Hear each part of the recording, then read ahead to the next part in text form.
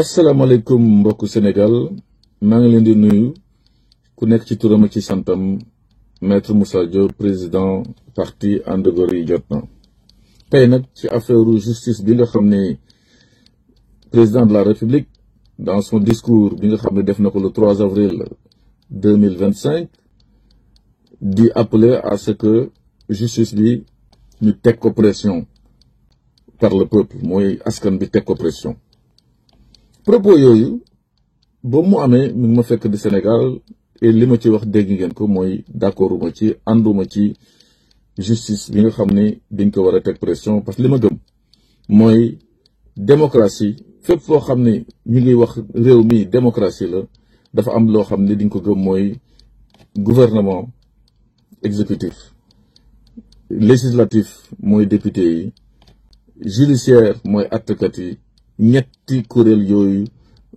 ku nekk da nga war a am ce pouvoir plein pouvoir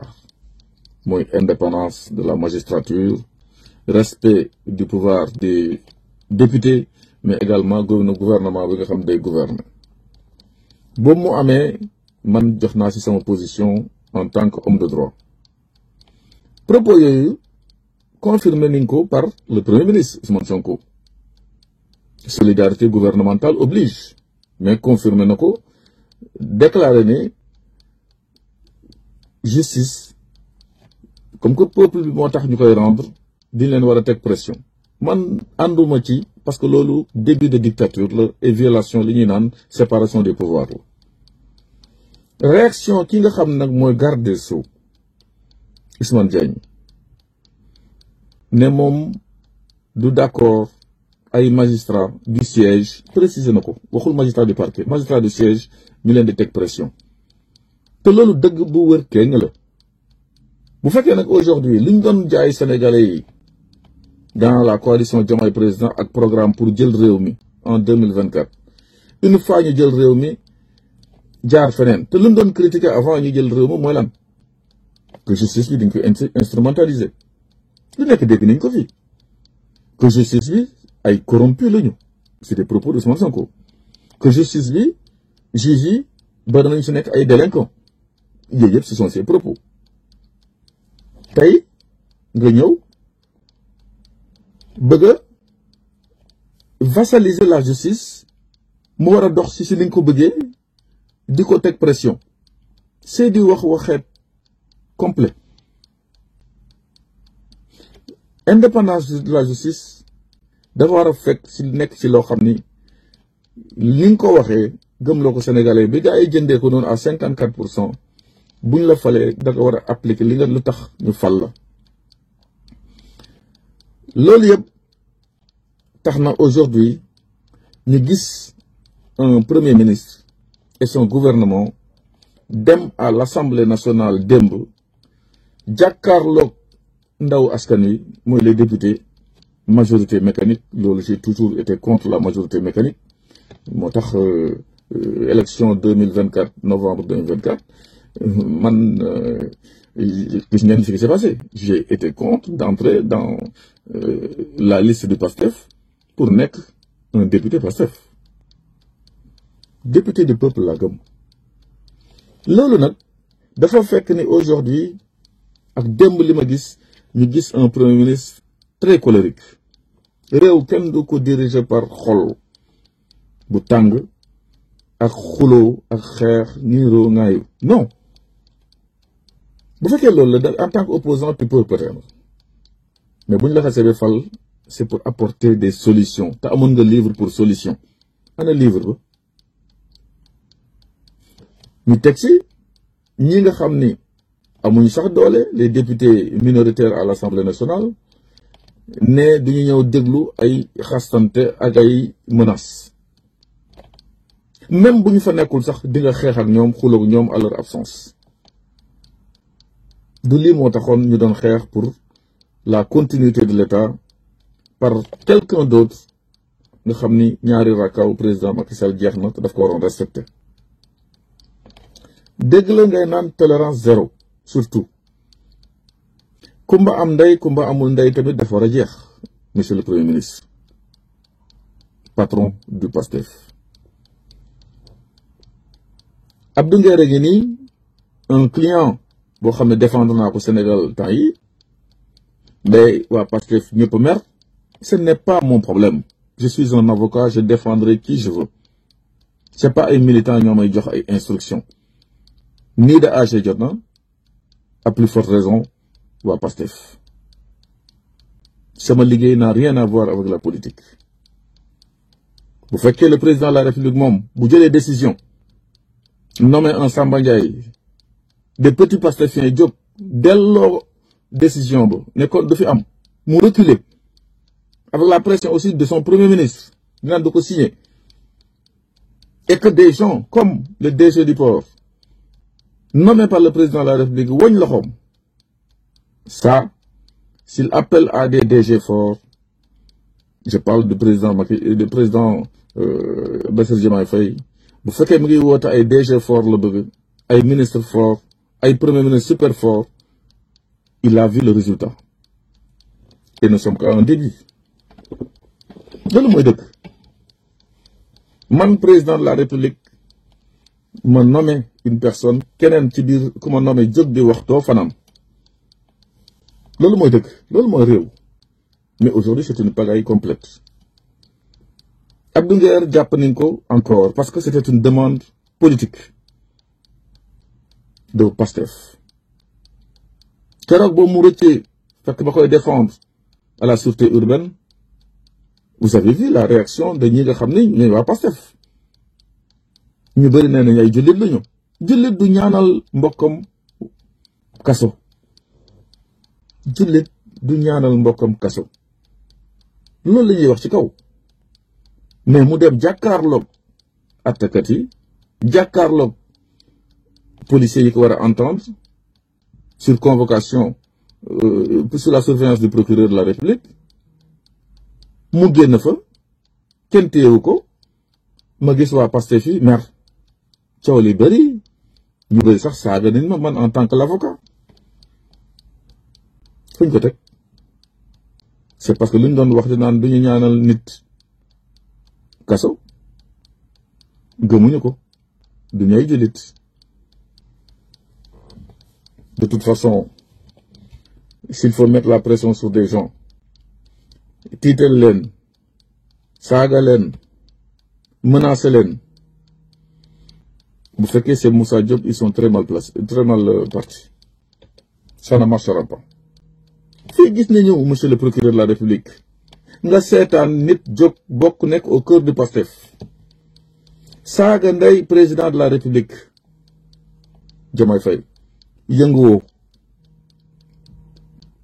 Gis nga nit jóg traité Pape Barthélémy Dias de golo